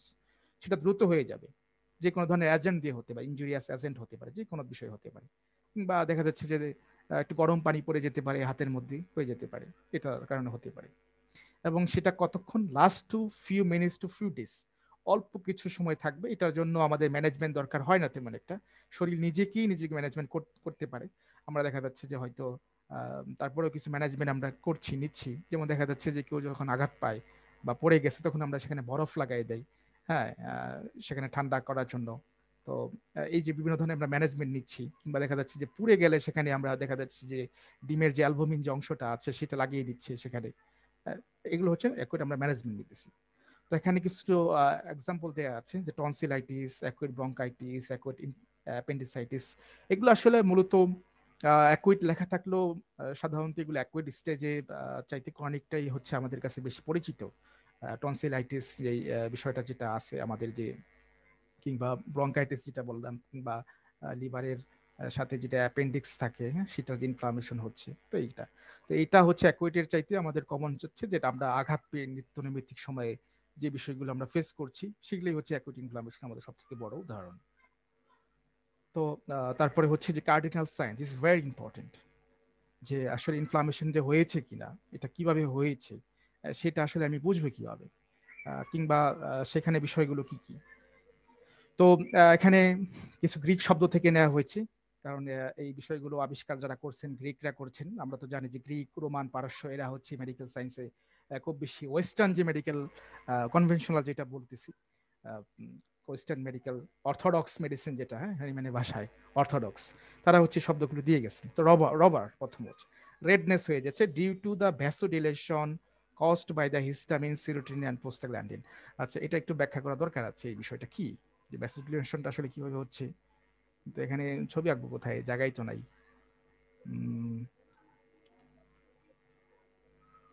আচ্ছা, আমি একটা স্লাইড হচ্ছে একটা স্লাইড আমি এখান থেকে নিয়ে নিই। আচ্ছা, তাহলে আমি হচ্ছে যে ভ্যাসোডিলেশন এটা হচ্ছে, রেডনেসটা আসলে কেন হচ্ছে, হ্যাঁ এটা আমি একটু আসলে দেখতে চাই যে আসলে রেডনেসটা কেন হচ্ছে আসলে। তো so this is A tissue. তো আমি যদি এটাকে টিস্যু মনে করি, এবং এটাকে যদি আমি আর্টারি মনে করি, আবার সেই আগের কথা আসছে। তো এখান থেকে আর্টারিয়াস গুলো দিয়ে একটা টিস্যুর ভিতরে সাপ্লাই করছি। আচ্ছা, তো দ্য ভ্যাসোডিলেশন এই বিষয়টা কেন আসছে, যে আমাদের কি হচ্ছে, আবার একটু মনে করিয়ে দিচ্ছি যে রেডনেস হচ্ছে, এই লালটা কেন হচ্ছে। ওকে, তো লাল হওয়ার পিছনে কারণ, যে এই যে স্টোমাল সেল থেকে যেগুলো আমাদের কেমিক্যাল মিডিয়েটর গুলো, হ্যাঁ যেগুলো আমরা এখানে যেমন হতে পারে হিস্টামিন, তারপর হতে পারে প্রোস্টাগ্ল্যান্ডিন, তারপরে হতে পারে সাইটোকাইনেজ, নাইট্রিক অক্সাইড, হ্যাঁ, যেগুলো আছে। তো সেগুলো কি করছে, যে আমাদের এই যে এখানে এইটা হচ্ছে স্মুথ মাসেল দিয়ে তৈরি, this is produce made by in the smooth muscle দিয়ে তৈরি। তো এগুলোকে যখন এই কেমিক্যাল মিডিয়েটরগুলো যখন আঘাত করছে, এগুলোকে যখন অ্যাটাক করছে, তখন এই যে স্মুথ মাসেলটা যেটা আছে, তো এটা হচ্ছে বড় হয়ে যাচ্ছে, এটা একটু আকারে যখন বড় হয়ে যাচ্ছে, এই যে বড় হয়ে যাচ্ছে, this is call the vasodilation. Smooth মাসেলগুলো আঘাত করার কারণে সে যে বড় হয়ে যাচ্ছে, আকৃতি বড় করে দিচ্ছে, এটা কি আমরা বলতেছি যে ভ্যাসোডিলেশন। আচ্ছা, এটা যখন বড় করে দিচ্ছে, মানে এই অংশটা, আমি যদি আবার একটু ছবিটা ভালো করে আঁকাই, ধরি এরকম একটা, তো এটা হচ্ছে যে নর্মাল ছিল, তারপরে এটা আঘাত করার পরে সেটা আর একটু বড় হয়ে গেছে। হ্যাঁ, ধর আমি যেরকম একটা বড় হয়ে গেছেন, তার থেকে একটু সাইজে আকারে বড় হয়ে গেছে, ভ্যাসোডিলেশন হয়ে গেছে। হ্যাঁ, এখানে হচ্ছে আর্টারি। তাহলে কি হচ্ছে, এটা যখন বড় হয়ে যাচ্ছে, তখন এই রক্তগুলো কিন্তু বেশি পরিমাণে কিন্তু প্রবাহিত হতে পারছে, এটার ভিতর দিয়ে বেশি পরিমাণে যে চলতে পারতেছে, আসতে পারতেছে। এখন বেশি যখন রক্ত যখন কোথাও চলে আসে, তখন ওই জায়গাটা কি হয়ে যাবে, রক্তের কারণে সে লাল হয়ে যাবে, সিম্পল থিংস। তো এটাই হচ্ছে এখানেই বলা হচ্ছে যে এই যে সেরোটোনিন, প্রোস্টাগ্ল্যান্ডিন, যেটাকে বললাম যে মাসেল থেকে যেগুলো তৈরি হচ্ছে, হওয়ার কারণে এই কেমিক্যাল মিডিয়েটর গুলো কাজ করতেছে কোথায়, যে এখানে একটা স্মুথ মাসেল থাকে, স্মুথ মাসেল দিয়ে তৈরি। হ্যাঁ, তো স্মুথ মাসেল গুলো কি হচ্ছে, এটি একটু বড় হয়ে যাচ্ছে, বড় হয়ে যাওয়ার ফলে এখান থেকে বিভিন্ন ধরনের না ব্লাড গুলো বেশি ফ্লো হতে পারছে, দিস ফর হোয়াইল, যে এটা একটু ব্লাড ফ্লোটা বেশি হয়ে যাচ্ছে এবং লাল দেখাচ্ছে, এটাকেই আমরা বলতেছি রবার অর দ্য রেডনেস। আচ্ছা, তাহলে এখানে আমরা যে ভ্যাসোডিলেশন বলছিলাম, যে যে আর্টারি থেকে যে ব্লাড ফ্লোটার মাধ্যমে যে বড় হয়ে যাচ্ছে স্মুথ মাসেলটা, সেটা হয়ে যাচ্ছে, এটা মানে ব্লাড ফ্লোর কারণে এটা কি হয়ে যাচ্ছে, যে এই যে অংশটার মধ্যে রেডনেস হয়ে যাচ্ছে। আচ্ছা, এবং আরেকটা বিষয় হচ্ছে, যখন কোনো একটা জায়গার মধ্যে রক্ত যখন বেশি প্রবাহিত হয়, আমরা কি জানি, আমাদের যখন জ্বর হয়, হ্যাঁ, কিংবা দেখা যাচ্ছে যে মাথা ব্যথা হয়, তখন কি হয়, আমাদের একটু চোখ মুখগুলো একটু লাল হয়ে যায়, ঠিক না, কপালটা একটু লাল হয়ে যায়। তো বিষয়টা হচ্ছে কি, ওই যে ক্যারোটিড আর্টারি আছে, ওখানের মাধ্যমে আমাদের ব্লাড ফ্লোটা তখন বেড়ে যায় মাথায়। তো এখানে যখন ব্লাড ফ্লো যখন বেড়ে যায়, তখন এই জায়গাটা কিন্তু লাল হয়ে যায়। হ্যাঁ, আমাদের টিস্যু যখন কোথাও আঘাত হয়, আমরা যখন আঘাত পাই কোথাও, তখন কিন্তু সেই জায়গায় কি হয়, জায়গাটা প্রথম হচ্ছে একটু ব্যথা পেন করে, তারপরে হচ্ছে ফুলে যায়, লাল হয়ে যায়, সুইলিং হয়ে যায়, এই যে বিষয়গুলো। তাহলে আমরা দুইটা জিনিস হচ্ছে ভাস্কুলার ভ্যাসোডিলেশনের জন্য হচ্ছে, একটা হচ্ছে রবার হচ্ছে, আর একটা হচ্ছে ডলার হচ্ছে। এই ডলার মানে সেই মার্কিন ডলার না, হ্যাঁ, পেন, সরি ক্যালর, ডলার তো আসি নাই এখনো, ক্যালর। তাহলে আবার বলি, ভ্যাসোডিলেশনের জন্য দুইটা হচ্ছে, একটা হচ্ছে রেডনেস হচ্ছে, আর একটা হচ্ছে এই হিট হচ্ছে, সেই জায়গাটা গরম হয়ে যাচ্ছে, ব্লাড সাপ্লাই যখন বেশি হচ্ছে ওই জায়গাটার মধ্যে। সুইলিং হচ্ছে, ভাস্কুলার পারমিয়েবিলিটির জন্য হচ্ছে সুইলিং হচ্ছে। আচ্ছা, তাহলে এখন যেটা ছিল সেটা হচ্ছে ভ্যাসোডিলেশন, এখন দেখবো ভাস্কুলার পারমিয়েবিলিটি। আচ্ছা, এই জিনিসটা কি, এটা একটু আবার একটু দেখি। প্রত্যেকটা জিনিস যদি আমরা একটু মেকানিজমটা যদি একটু মনে রাখি, বুঝতে পারি, তাহলে কিন্তু আমাদের এই বোঝাটা কিন্তু খুব সহজ হয়ে যায়। আচ্ছা, তো এটা যদি ব্লাড ভেসেল হয়, হ্যাঁ, ব্লাড ভেসেল বলতে এটা আর্টারি হতে পারে, ভেন হতে পারে, আর্টেরিওস হতে পারে, ভেনিউলস হতে পারে, সেটাকেই বলতেছি। তো সেখান থেকে যখন ইনজুরি যখন হচ্ছে, এখানে যে ইনজুর করা হলো, তখন কি হচ্ছে, এখান থেকে যে কম্পোনেন্ট গুলো যেগুলো ছিল, প্লাজমা ছিল, আমরা কি জানি যে একটা কম্পোনেন্টের মধ্যে পড়ে এসেছি, যে 55% কি থাকে, প্লাজমা থাকে, আর 45% থাকে কি, ব্লাড, বিভিন্ন ধরনের সেল থাকে। তার মানে বেশিরভাগ অংশ কিন্তু, রক্তের বেশিরভাগ অংশই হচ্ছে প্লাজমা বা ফ্লুইড। তো এটার মধ্যে বিভিন্ন কলয়েড থাকে, প্রোটিন থাকে, অ্যালবুমিন থাকে, তো সেগুলো থাকে। তো আঘাতের কারণে কি হচ্ছে, যে এটা যখন আমরা আঘাত করছি, একটা জিনিসকে ধাক্কা দিলে কি হয়, সেই জায়গা থেকে কিন্তু সরে যাচ্ছে, দূরে সরে যাচ্ছে একটা জিনিস। এবং এখানে আরেকটা বিষয় যেটা মনে রাখা দরকার আছে, যে এখানে আমাদের কিছু কিছু সেল আছে, এটাকে বলে এন্ডোথেলিয়াল সেল। হ্যাঁ, ব্লাড ভেসেলের ভিতরে একটা সেল থাকে, সেটার নাম হচ্ছে এন্ডোথেলিয়াল সেল। আচ্ছা, তো আমরা যখন আঘাত করছি সেলটাকে কোনোভাবে, সরি সেলটা তো না, টিস্যু, একটা সেলকে তো আর আঘাত করা যায় না, একটা টিস্যুকে আঘাত করছি, তখন কি হচ্ছে যে এন্ডোথেলিয়াল সেল আছে, আবার বলছি যে একটা, এটা হচ্ছে ব্লাড ভেসেল। এই ব্লাড ভেসেলের ভিতরে এটার মধ্যে দিয়ে রক্ত প্রবাহিত হয়, রক্তের মধ্যে বিভিন্ন ধরনের কম্পোনেন্ট থাকে, একটা হচ্ছে প্লাজমা আর একটা হচ্ছে ব্লাড সেল। আচ্ছা, তো ব্লাড সেলের মধ্যে ডব্লিউবিসি, আরবিসি, প্লাটিলেট এগুলো থাকে, প্লাজমার মধ্যে প্লাজমা প্রোটিন থাকে, রক্তরস যেটাকে বলছি সেগুলো হচ্ছে থাকে। আচ্ছা, আর এখানে যেটা বলতেছি যে প্রাচীর যেটা দিয়ে গঠিত, অর্থাৎ যে মেমব্রেন, যে পর্দা বা মার্জিন, মার্জিন মানে এই প্রান্তগুলোকেই বলা হচ্ছে মার্জিন। তো এটা আমাদের এন্ডোথেলিয়াল সেল দিয়ে গঠিত। আঘাত করার ফলে যেটা হচ্ছে যে এন্ডোথেলিয়াল সেলগুলো শ্রিঙ্কেজ হয়ে যাচ্ছে, যে এটা তো একদম পাশাপাশি আছে, তখন কি হচ্ছে, তখন যেটা হচ্ছে যে এন্ডোথেলিয়াল সেল, এই যে মাঝখানে একটা গ্যাপ বেড়ে যাচ্ছে, এন্ডোথেলিয়াল সেলের একটা, এই যে পারমিয়াবল শব্দটা আসছে, পারমিয়াবল মানে কি, এটা ভেদ্য, একটা ক্রস করে যেতে পারে, সেল থেকে ক্রস করে একটা জিনিস বাইরে যেতে পারে, পারমিয়াবিলিটি। তখন কি হয়েছে, এটার পারমিয়াবিলিটিটা বেড়ে যাচ্ছে। হ্যাঁ, এটার যে পারমিয়াবিলিটিটা, যে ভাস্কুলার, ভাস্কুলার মানে এই যে টিস্যু যেটা, এটার পারমিয়াবিলিটি বেড়ে যাচ্ছে আঘাতের কারণে, যার ফলে এখানে এই যে গ্ল্যান্ডুলার, যে এন্ডোথেলিয়াল যে সেলগুলো আছে, সরি গ্ল্যান্ডুলার না, এন্ডোথেলিয়াল, সেটা পরস্পর থেকে একটু দূরে সরে যাওয়ার ফলে একটা গ্যাপ তৈরি হচ্ছে, এই যে গ্যাপ, হ্যাঁ গ্যাপ তৈরি হচ্ছে। এই গ্যাপ তৈরি হওয়ার কারণে এই ভিতর থেকে যেসব ফ্লুইড গুলো যেগুলো আছে সেটা কিন্তু বাইরে বের হতে শুরু করে দেয়। ওকে, তো বাইরে যখন বের হতে শুরু করে দেয়, তখন এই স্পেসটা যেটা আছে, ধর এখানে যদি আরেকটা টিস্যুর কথা যদি কল্পনা করি, এখানে আরেকটা টিস্যু আছে, তখন এই যে এখানে যখন ফ্লুইড আসতে শুরু করে দেয়, হ্যাঁ জমতে, তখন এটা এই জায়গাটা হচ্ছে আরো বড় হয়ে যাচ্ছে, this is swelling. Okay, due to the increase the vascular permeability, এটার জন্য হচ্ছে যে টিউমার, টিউমার বলতে আমরা যে নিউপ্লাস্টিক টিউমার বলতেছি সেই টিউমার না, তখনকার দিনে গ্রিকে যে কোনো সুইলিংটাকে ফুলে গেলে এটাকে টিউমার বলতো তারা। তো সেটাই হচ্ছে, এটা হচ্ছে এই ভাস্কুলার পারমিয়াবিলিটির জন্য হচ্ছে যে ভিতর থেকে যে ফ্লুইড গুলো আছে সেটা বের হয়ে যাচ্ছে কোথায়, দুইটা টিস্যুর যে মাঝখানে ইন্টারস্টেসিয়াল স্পেস, এই অংশটাকে বলতেছি যে ইন্টারস্টেশিয়াল স্পেস। ওকে, আইএসএস, হ্যাঁ সেটা আবার ইসলামিক স্টেট না, আইএসএস ইন্টারস্টেশিয়াল স্পেস, এটাই হচ্ছে আমাদের কি বলে যে সুইলিং হয়ে যাচ্ছে। ওকে, তাহলে আমরা তিনটা বিষয়, রবার, টিউমার, ক্যালর, এটা বুঝতে পারলাম,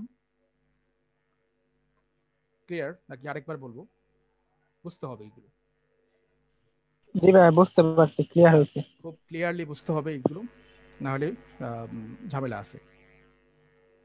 ওকে, তাহলে আমরা আবার নেক্সট যেগুলো আছে, সহজ, কঠিনগুলো হয়ে গেছে, এখন সহজগুলো আছে। হ্যাঁ, এখন হচ্ছে ডলার, মার্কিন ডলার অর পেন।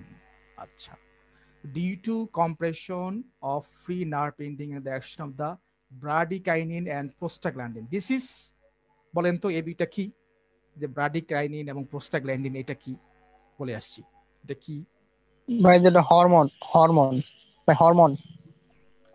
ব্রাডিকাইনিন প্রোস্টাগ্ল্যান্ডিন এটা কি, এটা হরমোন, এটা chemical mediator. কেমিক্যাল মিডিয়েটর, ভাই right, ah, ah, this is the chemical mediator, right. সেটা কোত্থেকে তৈরি হচ্ছে, এই কেমিক্যাল মিডিয়েটর গুলো মাস্ট সেল থেকে, মাস্ট সেল থেকে তৈরি হচ্ছে। ওকে, মাস্ট সেল তোর কোত্থেকে তৈরি হচ্ছে, অপশন, স্ট্রোমাল সেল থেকে। স্টোমাস সেল থেকে আছে, গুড, এই যে ঠিক আছে, এখন লাইনে আছে সবাই। ওকে, তাহলে কি হচ্ছে, তখন আবার যখন এখান থেকে যখন দুইটা টিস্যু আঁকি, তখন এখানে তো বিভিন্ন ধরনের নার্ভ পেন্ডিং আছে, নার্ভ প্রবাহিত হয়ে গেছে ব্লাড, তখন ফ্লুইড গুলো যখন চলে আসছে, বের হয়ে যাচ্ছে, এখানে একটা কম্প্রেশন তৈরি করছে, এখানে একটা প্রেসার ক্রিয়েট করছি, এই দুই দিক থেকে এখান থেকে প্রেসার ক্রিয়েট করছি, ইন্টারস্টিশিয়াল ফ্লুইড, হ্যাঁ প্রেসার ক্রিয়েট করছে, এর জন্য নার্ভগুলো কম্প্রেশন হয়ে যাচ্ছে। কি হয়, পেইন কখন হবে, যখন নার্ভের মধ্যে আমাদের কম্প্রেশন হবে, নার্ভের মধ্যে আঘাত করবে, তখনই পেইন হবে, আদারওয়াইজ পেইন হওয়ার কোনো সুযোগ নেই। সায়াটিকা কখন হবে, সেখানে যখন বোনসের, যখন আমরা ভার্টিব্রাল বোনসের যখন ডিকে হয়ে যাবে, ডিস্কের প্রলাপস হয়ে যাবে, তখন হবে পেন, এটার উপর যখন আঘাত পড়বে, সিম্পল লজিক। তো এটাই হচ্ছে কম্প্রেশনের কারণে হচ্ছে, এবং এটা কেন হচ্ছে যে ব্রাডিকাইনিন এবং প্রোস্টাগ্ল্যান্ডিন এই কেমিক্যাল মিডিয়েটর গুলো এইটার ভেদ্যতা এটাকে বাড়িয়ে দিচ্ছে, বড় করে দিতেছে। আচ্ছা, এটা বোধহয় ক্লিয়ার হলো না বিষয়টা, আবার বলতেছি, অসুবিধা নেই। এই যে ব্রাডিকাইনিন এবং প্রোস্টাগ্ল্যান্ডিন কি করে? এটা হচ্ছে আমাদের পেনটাকে স্টিমুলেট করার জন্য এই জিনিসটা হচ্ছে কাজ করে। কিভাবে কাজ করে? সেই জায়গাটা গিয়ে সেটাকে কম্প্রেশন না করে বরং এটাকে স্ট্রেচিং করে দেয়। স্ট্রেচিং মানে প্রসারিত করে দেয় যে কোনো একটা টিস্যুতে যে, তখন এর আশেপাশে যে নার্ভগুলো থাকে, হ্যাঁ, যেমন কি হতে পারে একটা সিম্পল, যেমন একটা এটা একটা ধরেন এটা একটা ইউটেরাস, হ্যাঁ, তো এখানে কি হচ্ছে, এখানে যখন একটা টিউমার হইতেছে তো এখান থেকে যেন ব্লাড সাপ্লাই, নার্ভ সাপ্লাই যেগুলো আছে, হ্যাঁ, তো এটার উপরে প্রেশার পড়ছে, এর জন্য এখানে পেন ফিল করছে। কিংবা দেখা যাচ্ছে যে এখানে এখানে একটা টিউমার হয়েছে, তো এখানে টিউমার হওয়ার পিছনে যেখানে ইউটেরাস একটা লিগামেন্ট আছে সেটার উপরে প্রেশার পড়ছে, সেই জন্য ব্যাকেক হচ্ছে তার, এটার জন্য। এই জন্য সবসময় হচ্ছে এই নার্ভের উপরে কাজ করতেছে। কি কাজ করছে? দুইটা কেমিক্যাল মিডিয়েটর হিসেবে এখানে কাজ করতেছে। কিভাবে কাজ করতেছে? যে সেলের যে মেমব্রেন যেটা আছে এটাকে বাড়িয়ে দিচ্ছে, পারমিয়াবিলিটিটাকে ভ্যাসোডিলেশন করে বাড়িয়ে দিতেছে। এটাই হচ্ছে যে compression of the free nerve, এটার কারণ যে ব্রাডিকাইনিন এবং প্রোস্টাগ্ল্যান্ডিন এই বিষয়গুলোটা করছে। তাহলে এই চারটা জিনিস সবগুলোর পিছনে কি নোট হচ্ছে? ভ্যাসোডিলেশন এবং হচ্ছে ভাস্কুলার পারমিএবিলিটি। সোজা কথা, একটা সেল, একটা টিস্যু, এটার পিছনে ব্লাড সাপ্লাই গুলো আসছে, ভিতরে ফ্লুইড থাকে, এগুলো বের হয়ে যাওয়ার কারণে কিংবা কেমিক্যাল মিডিয়েটর এখানে বড় হয়ে যাওয়ার কারণে রবার, ক্যালর, ডলার এই বিষয়গুলো হচ্ছে। এখন রেডনেস বাইরে হবে, টিউমার হচ্ছে বাইরে দেখা যাবে, হিট হচ্ছে বাইরে বোঝা যাবে, পেন দেখা যাচ্ছে লিভারের হ্যাপাটোসাইটিস সেলে আক্রান্ত হয়েছে, সিরোসিস হয়েছে, তখন পেন হচ্ছে ওই জনে, হ্যাঁ, স্টোমাকের হাইপোকেন্ট্রিয়া, রাইট হাইপোকেন্ট্রিয়া পেন হচ্ছে তখন। এই জন্য এই ধরনের সাইনগুলো ইন্টারনালও হতে পারে, এক্সটার্নালও হতে পারে বিভিন্ন। এখন এই চারটা একসাথে কাজ করে যখন করতে পারে তখন হচ্ছে ওই জায়গাটার হচ্ছে ফাংশনটা লস হয়ে যায়, তখন আর ওখান দিয়ে কাজ করতে পারে না, টিস্যু ডিস্ট্রাকশন হয়ে যাচ্ছে তখন। তখন এটা আস্তে আস্তে ক্রনিক ইনফ্লামেশনের দিকে, অ্যাকুইট থেকে সেটা কিন্তু ক্রনিকের দিকে কিন্তু তখন মুভমেন্ট করছে। আচ্ছা, আমরা সিম্পল যদি চিন্তা করি যে বয়স্ক মানুষের যে বাতের ব্যথা হয়, সহজ উদাহরণ, সেখানে কি হয়? ফুলে যায়, অনেক সময় শক্ত হয়ে যায়, জায়গাটা স্টিফনেস হয়ে থাকে, অনেক সময় লাল হয়ে থাকে, সবসময় হয় না, কিন্তু ব্যথাটা, পেইনটা করে, সেই জায়গাটা প্রমিনেন্ট সিমটম থেকে পেইন। তো ক্রনিক ইনফ্লামেশনের সময় কিন্তু দেখা যাচ্ছে পেইনটাই বেশি থাকে, রেডনেস, সুয়েলিং সেই বিষয়গুলো সবসময় নাও থাকতে পারে। আবার সবসময় তো বোঝাও যাবে না, ব্রঙ্কাইটিস হয়েছে সেখানে সুইলিং হয়েছে, এটা কি বাইরে থেকে বোঝা যাবে? বোঝা যাবে না, সেখানে পেইন হবে, কফ হবে, হ্যাঁ, এই ধরনের তখন সিমটম প্রডিউস করবে তখন। তাহলে এই হচ্ছে cardinal sign of acute inflammation. Then আমরা কজগুলো দেখি যে অ্যাকুইট ইনফ্লামেশনের পেছনে কারণগুলো কি। মূল পড়াটা হয়েই গেছে ওইটুকু, আসল পড়া যেটা ব্যাকটেরিয়া, ভাইরাস, ফাঞ্জাই, তারপরে হচ্ছে এখানে প্রোটোজোয়া, হেলমিনথেস, কৃমি, প্যারাসাইট। প্যারাসাইটের মধ্যেই এই দুইটা জিনিস পড়বে, দুইটা টাইপ, প্রোটোজোয়া এবং হেলমিনথেস। তারপরে পায়োজেনিক ব্যাকটেরিয়া, এটা এটার মধ্যেই না লিখলেও চলতো। ইমিউনো রিয়াকশনের মধ্যে আছে যেমন অ্যালার্জিক রিয়াকশন। এই যে অ্যালার্জিক রিয়াকশনে আমাদের কি হয়? এখানে ইসোনোফিলটা বেড়ে যাচ্ছে না অ্যালার্জিক রিয়াকশনে? সেই ইসোনোফিল বেড়ে যাওয়ার কারণে সেই আবার তো মাস্ট সেলের কাছেই যাচ্ছে, সে মাস্ট সেলগুলোই কি করছে? সেখানে কেমিক্যাল মিডিয়েটর তৈরি করছে, তখনই তো আমাদের অ্যালার্জিক রিয়াকশন হচ্ছে, হাইপার সেন্সিটিভিটি রিয়াকশন হচ্ছে। তো প্রসেস কিন্তু সব জায়গায় একই। তারপর অ্যাকুইট রিউমেটিক ফিভার, গ্লোমেরোনেফ্রাইটিস, হ্যাঁ, এটা মোস্টলি এগুলো ক্রনিকের দিকেই যাচ্ছে এগুলো। তারপরে দেখা যাচ্ছে ব্লান্ট, কোনো ভোঁতা কিছু দিয়ে আঘাত হয়েছে কিংবা কোনো পাঞ্চার হয়েছে, সুই ঢুকে গেছে সেলাই করতে যেয়ে, এটার মাধ্যমে ট্রমা হচ্ছে। So physical burn, thermal injury কিংবা ময়লা, স্প্লিন্টার যেগুলো আছে, এরকম লোহার কিছু ধাতব বাইরে থেকে যদি ঢোকে, এরকম পেনিট্রেশন হয়, কিংবা দেখা যাচ্ছে যে অ্যাসিড, করসিভ কিছু, যেগুলো করসিভের মধ্যে অ্যাসিড এবং অ্যালকালাইন, ক্ষার এবং অ্যাসিড। তারপর হচ্ছে বাইল এন্ড ইউরিন হয় এসকেপ ইনটু দ্য টিস্যু। আচ্ছা, এটা খুব গুরুত্বপূর্ণ কথা বলছি, যখন আমাদের কিডনি যখন ঠিকমতো ফাংশন করতে পারছে না, হ্যাঁ, তো কি হচ্ছে? কিডনি যখন ফাংশন করতে পারছে না, তখন এখান থেকে বিভিন্ন ধরনের লিভার থেকে বাইল সিক্রেট হচ্ছে, কিডনি থেকে এরকম ভাবে ক্রিয়েটিনিন সিক্রেশন হচ্ছে, টিস্যুর মধ্যে সেগুলো চলে আসছে। ওকে, তখন ব্লাডের বিভিন্ন পরিমাণ বেড়ে যাচ্ছে, তখন সেটাও কিন্তু এক ধরনের ইনফ্লামেশন। তারপরে টিস্যু নেক্রোসিস হয়ে যাচ্ছে, যেটাকে ইনফার্ক্ট বলা হচ্ছে, যে দেখা যাচ্ছে যে ধরলাম এটা হার্ট ধরলাম, এখানে যে আর্টারিগুলো আছে সেখানে একটা সিনকেস হয়ে গেছে, ব্লাড প্রবাহিত হতে পারছে না, সেই জন্য ইনফ্রাক্ট হয়ে গেছে, এই জায়গাটার মধ্যে ইনফ্লামেশন হয়ে যাচ্ছে, প্রদাহ হয়ে যাচ্ছে, due to the lack of blood supply or the oxygen supply. This is tissue necrosis, মরে যাচ্ছে সেই জায়গাটা। ওকে, তাহলে এখন আসি আমরা এই ইনফ্লামেশনের ফলে আমাদের দুইটা বিষয় ঘটতেছে আমাদের শরীরে সবসময়। আমরা আমাদের সবসময় ইনফ্লামেশনের ফলে দুইটা বিষয় করে, একটা হচ্ছে এক্সোডেশন আর একটা হচ্ছে ট্রানজোডেশন। আচ্ছা, এই এক্সোডেশন ট্রানজোডেশন দিয়ে আজকে ক্লাসটা শেষ হয়ে যাবে। This is a basic class. Exudation transudation জিনিসটা কি এটা একটু দেখি, আর কিছুই না, দিস ইজ এ সিম্পল। আবার সেই ব্লাড ভেসেলের কথা আসবে। আচ্ছা, তো ব্লাড ভেসেলের মধ্যে আমরা পড়ে আসছি কি থাকে, প্লাজমা থাকে, প্লাজমা। ওকে, প্লাজমার মধ্যে কি একটা ফ্লুইড উপাদান, প্লাজমা থাকবে, আর বিভিন্ন ধরনের কলয়েড থাকবে, কলয়েড পার্টিকেল। আচ্ছা, কলয়েড জিনিসটা কি, যেটা হচ্ছে পানি গ্রাহী, পানিটাকে যেটা শোষণ করতে পারে সেটা বলছি কলয়েড পার্টিকেল, এটা হচ্ছে থাকবে ব্লাডের মধ্যে, এই বিষয়গুলো হচ্ছে থাকে। আচ্ছা, তো এই এক্সোডেশনের কারণে যেটা হচ্ছে যে আমাদের যে এখানে এন্ডোথেলিয়াল, আবার সেই আসবে প্রাচীর, এন্ডোথেলিয়াল সেল, এন্ডোথেলিয়াল সেল। তো এক্সোডেশন কখন হবে, যখন ইনফ্লামেশন হবে, এটা একটু মনে রাখতে হবে যে এক্সোডেশন তখনই হবে যখন ইনফ্লামেশন হবে। ইনফ্লামেশন হওয়ার কারণেই কিন্তু এই জায়গাগুলো যে এন্ডোথেলিয়াল যে টিস্যুগুলো আছে এটার মধ্যে কিন্তু স্পেস কিন্তু তখন বেড়ে যায়, ইনফ্লামেশন যখন হবে। ইনফ্লামেশন, ওকে, যখন বেড়ে যাচ্ছে ইনফ্লামেশনের কারণে এন্ডোথেলিয়াল টিস্যু, তখন এর ভিতরে যে প্রোটিন থাকে, প্লাজমার মধ্যে কি থাকে, অ্যালবুমিন প্রোটিন থাকে মেইনলি,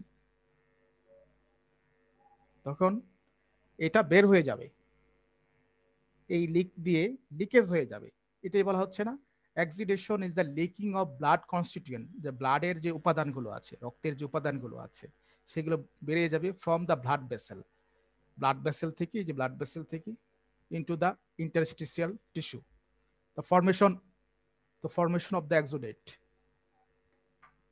তো এক্সোডেশন এটা হচ্ছে তৈরি হবে। তাহলে এক্সোডেশনটা বুঝতে পারলাম যে কিভাবে এক্সোডেট হচ্ছে।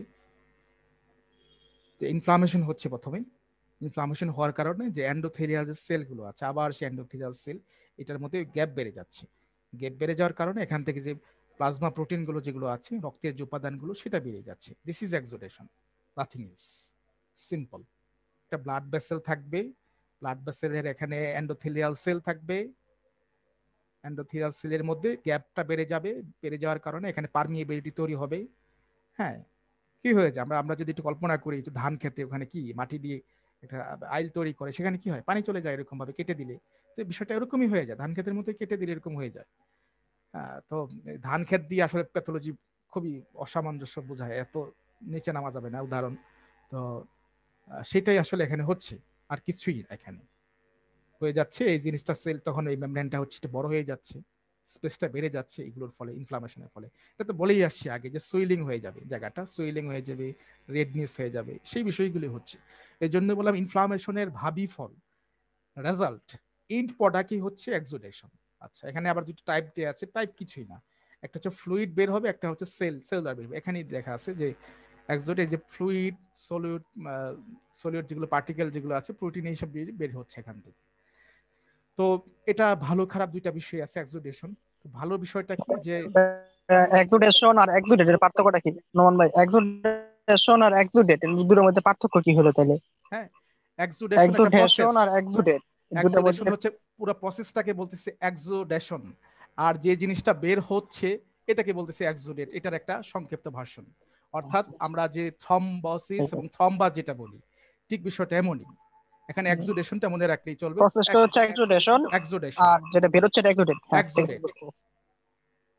হ্যাঁ, pathogenesis, pathology, same things, nothing else.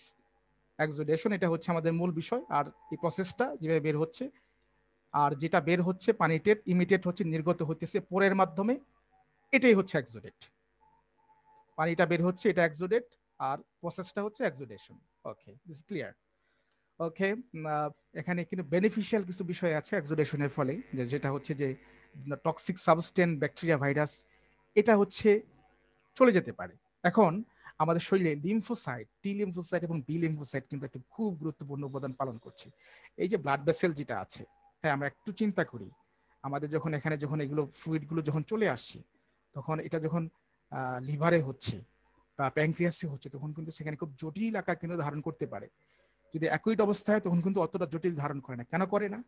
এই যে লিম্ফেটিক, যে থেকে এই যে লিম্ফেটিক সিস্টেমটা, সে ইন্টারসেল স্পেস থেকে কিছুটা ফ্লুইড কিন্তু সে শোষণ করতে পারে। যখন সে শোষণ সবটুকু করতে পারে না, তখনই কেবল ইডিমা হয়। তখনই কেবল দেখা যাচ্ছে যে আমাদের পায়ে কিংবা পেটে অ্যাসাইটিস, কিংবা চোখে, তখন কিন্তু মুখটুক ফুলে যায় তখন। আচ্ছা, এটা হচ্ছে একটা ভালো। এবং এটার ফলে যেটা হচ্ছে যে এই পারমিয়াটিলি এই ভাস্কুলার ইনটেস্ট হওয়ার কারণে সেটার মধ্য দিয়ে সে সহজে অ্যান্টিবডিগুলো এক্সট্রাসেলুলার স্পেসে যেতে পারে। হ্যাঁ, টি লিম্ফোসাইট, বি লিম্ফোসাইট যেটা পড়ে আসি, বি লিম্ফোসাইট কি করে আমাদের অ্যান্টিবডি তৈরি করছে, সেগুলো কি করছে যে সহজেই তখন সেটা বাধ্য হওয়ার কারণে ভাস্কুলার পারমিয়াবিলিটি মানেটা কি, যেটা বড় হয়ে যাওয়ার কারণে, একটা গ্যাপ তৈরি হওয়ার কারণে সেটার মাধ্যমে কিন্তু পাস হতে পারছে, সহজে পাস হতে পারছে অ্যান্টিবডি। তাহলে এটা হচ্ছে ফ্লুইড এক্সুডেশনের একটা সুবিধা, তবে সুবিধার চাইতে অসুবিধাটাই কিন্তু বেশি। আচ্ছা, তাই হার্মফুল ইফেক্টটাই কিন্তু বেশি। কি হচ্ছে যে নেক্রোসিস হয়ে যাচ্ছে সেখান থেকে। নেক্রোসিস কিভাবে নেক্রোসিস হয়ে যাচ্ছে? বিভিন্ন প্রসেসের মাধ্যমে হয়ে যাচ্ছে। কোয়াগুলেটেড নেক্রোসিস, ক্যাসিয়াস নেক্রোসিস, বিভিন্ন জায়গায় সেই টিস্যুগুলো যখন ঠিকমতো নার্ভ সাপ্লাই, ব্লাড সাপ্লাই যখন পাচ্ছে না ঠিকমতো, তখনই হচ্ছে ডিস্ট্রাকশন হয়ে যাচ্ছে, একটা টিস্যু ডিস্ট্রাকশন হয়ে যাচ্ছে। সো এটা হচ্ছে এক্সুডেশনের একটা ইনফ্লামেটরি রেজাল্ট, হচ্ছে এই টিস্যু নেক্রোসিস। ইনফ্লামেশনের মাধ্যমেই কিন্তু এই জিনিসটা হয়। তো সুইলিং, সেটা তো পড়লামই, যে ভাস্কুলার পারমিয়াবিলিটি যেটা হচ্ছে যে ভ্যাসোডিলেশন হচ্ছে, সেটার কারণে হচ্ছে যে সিরিয়াস মেকানিজম অফ সার্টেন লোকেশনের মধ্যে সেই লোকেশন সোয়েলিংটা হয়ে যাচ্ছে এক্সুডেশনের কারণে, বা ইনফ্লামেশনের যে রেজাল্ট হওয়ার কারণে। সেটার কারণে আমাদের যে সেল এবং টিস্যুর মধ্যে যে পারমিয়াবিলিটি কিংবা ভ্যাসোডিলেশন হওয়ার কারণে ডিস্ট্রাকশন হয়ে যাচ্ছে, কখনো সেটা ফুলে যাচ্ছে, সুইলিং হয়ে যাচ্ছে, কিংবা সেই জায়গাগুলোতে হাইপার সেন্সিটিভিটি রিয়াকশন তৈরি করছে। এটাই হচ্ছে এখানকার কথা। এখন সেলুলার এক্সুডেট, আচ্ছা, এখানে দুইটা বিষয় ছিল, একটা হচ্ছে ফ্লুইড এক্সুডেট, একটা সেলুলার। ফ্লুইডের মধ্যে ফ্লুইড বের হয়, সেলুলারের মধ্যে সেল বের হয়। কি কি সেল বের হয় এখানে আর নতুন করে বলার কিছু নাই। নিউট্রোফিল, মনোসাইট, লিম্ফোসাইট, এগুলো মাঝে মধ্যে বের হতে পারে। হ্যাঁ, তবে মেনলি বের হচ্ছে নিউট্রোফিল বের হচ্ছে, তারপর হচ্ছে প্লাজমা যেটা আছে সেগুলো হচ্ছে বের হচ্ছে। This is A cellular exudate. This is last slide, যে ট্রানজুডেট।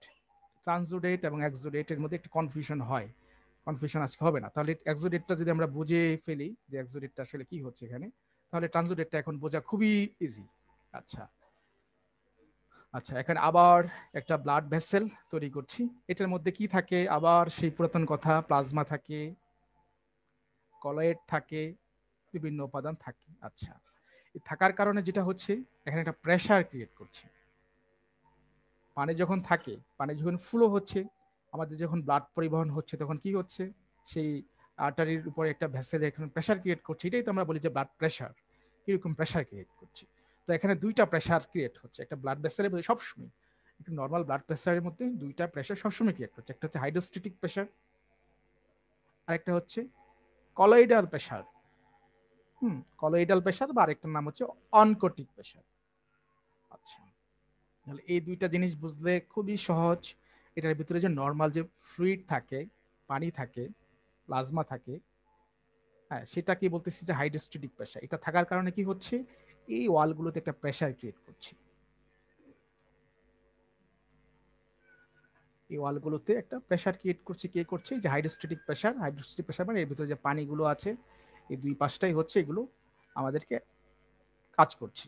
আচ্ছা, আরেকটা হচ্ছে কলয়েডাল প্রেশার, কলয়েড থাকে যে বললাম যেগুলো হচ্ছে পানিগুলোকে ধরে রাখে। সবসময় যদি বাইরের দিকে ফোর্স করে তাহলে তো একসময় ছিঁড়ে বের হয়ে যাবে এটা। সেই জন্য ভিতরে কিছু কলয়েড থাকে যেগুলো পানি শোষণ করে।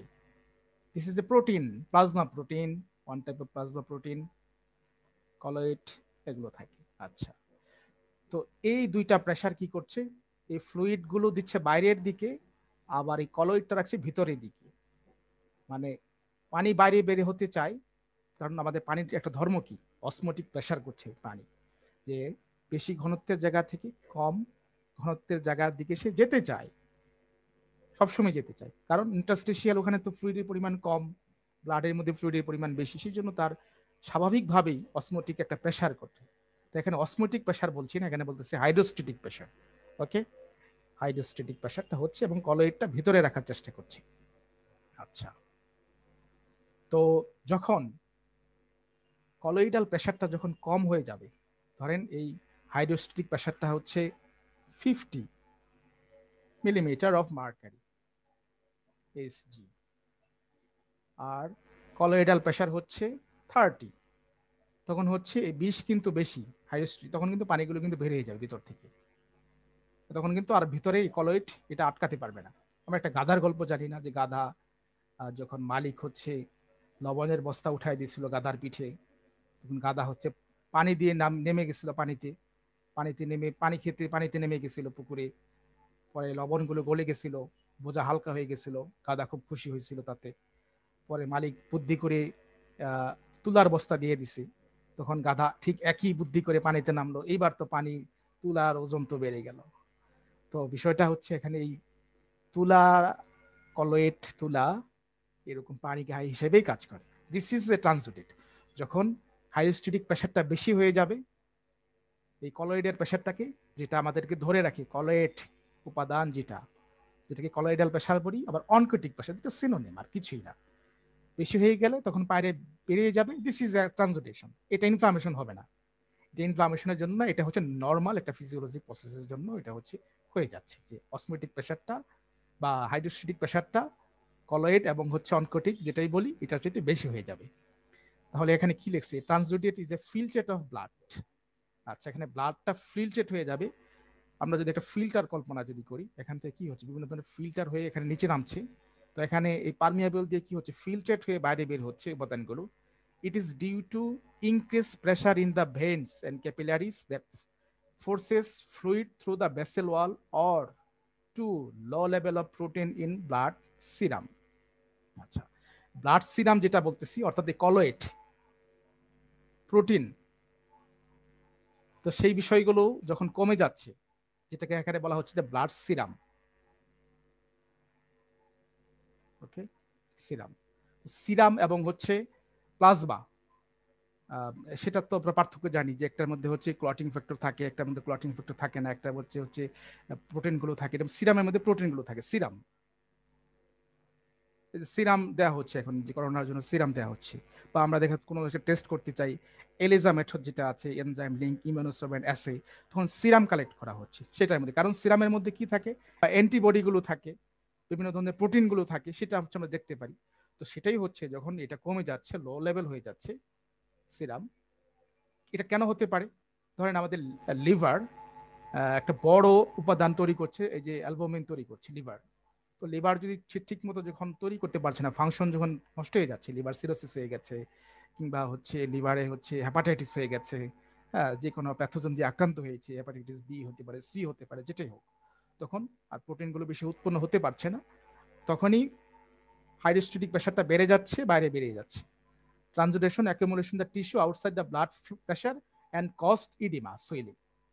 এখন দুইটার ক্ষেত্রেই সুইলিং হতে পারে, একটার ক্ষেত্রে সুইলিংটা হবে সেখানে ইনফ্লামেটরি কারণে হবে, এখানে হচ্ছে ইনফ্লামেটরি কারণে হবে না। এটার ক্ষেত্রে যেটা হবে, ট্রানজুডেশন ক্লিয়ার থাকবে, ক্লিয়ার। হ্যাঁ, আমরা যদি টেস্ট যদি একসাথে নেই, এক্সোডেশন বা দুটা ফ্লুইড যদি আমরা কভার করি একসাথে যদি নেই, এটা যদি হয় ট্রানজুডেট, হ্যাঁ, এটা যদি হয় এক্সোডেট, তাহলে আমরা ট্রানজুডেটটা দেখবো একদম ক্লিয়ার, ক্রিস্টাল ক্লিয়ার, কিন্তু এটা দেখবো একটু ইয়েলোশ কালার। কারণ এটার মধ্যে কি থাকে, এটার মধ্যে হচ্ছে ওই যে প্রোটিনগুলো থাকবে। এখান থেকে কিন্তু বলেই আসছি, এখানে কিন্তু প্রোটিন বের হবে না, এখানে শুধুমাত্র পানিই বের হবে।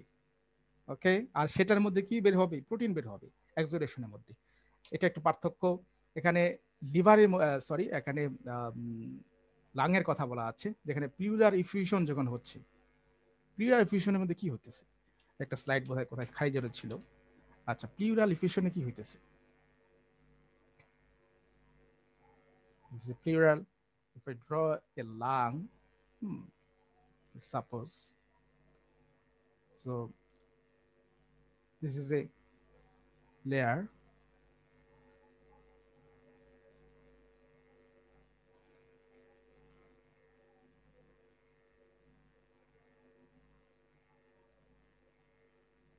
আচ্ছা দুইটা লেয়ারের কথা আমরা জানি। একটা হচ্ছে প্যারাইটাল লেয়ার, লাংয়ের জাস্ট ভিসরাল লেয়ার, সিম্পল। এই দুইটা জিনিসটাকে আমি একটু বড় করে এখানে নিয়ে আসি। হ্যাঁ, এই যে দুইটা জিনিসটাকে, এই যে লেয়ারটা আছে প্যারাইটাল এবং ভিসরাল। প্যারাইটাল যেটা হচ্ছে আমাদের রিপসের সাথে থাকে, ওয়ালের চেস্ট ওয়ালের সাথে যেটা থাকে এটাকে প্যারাইটাল বলতেছি, আর লাংয়ের সাথে যেটা থাকে ভিসেরা, লাং এটার সাথে ভিসেরাল লেয়ার। তো এটার মাঝখানে কি হচ্ছে? এটার মাঝখানে জাস্ট এই হাইড্রোস্ট্যাটিক প্রেসারের কারণে এখানে ফ্লুইড চলে আসছে, এই দুইটার এখানে ফ্লুইড ভরে যাচ্ছে এখানে। হ্যাঁ, এখানে বিভিন্ন ধরনের ফ্লুইড ভরে যাচ্ছে, এই যে লেয়ারটা দুইটা আছে। So this is call purification, আর কিছুই না। এটা কি জন্য হচ্ছে? ট্রান্সপোর্টেশনের জন্য হচ্ছে। তখন কি করছে? সিরিঞ্জ দিয়ে এখান থেকে পানিগুলো টেনে কিন্তু বের করে নিয়ে আসা হচ্ছে বাইরে থেকে। Purification, this is purification. Okay, তাহলে আমরা এটাই হচ্ছে এখানে বলা আছে। এখানে দুইটা ট্রান্সপোর্টেশন এক্সোডেশন দুইটাই হতে পারে।